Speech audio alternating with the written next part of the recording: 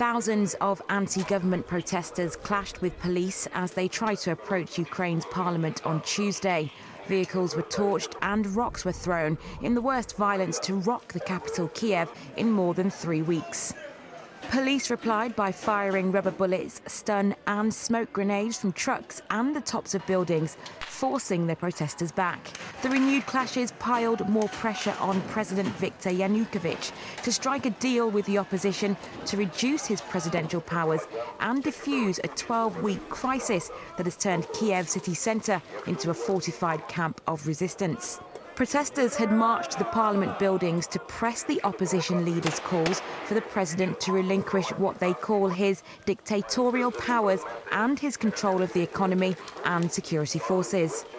The protests have since broadened into a revolt against perceived sleaze and corruption. At least 6 people have died in the unrest, though there have been no violent clashes between radicals and riot police for more than 3 weeks until the fresh outbreak on Tuesday.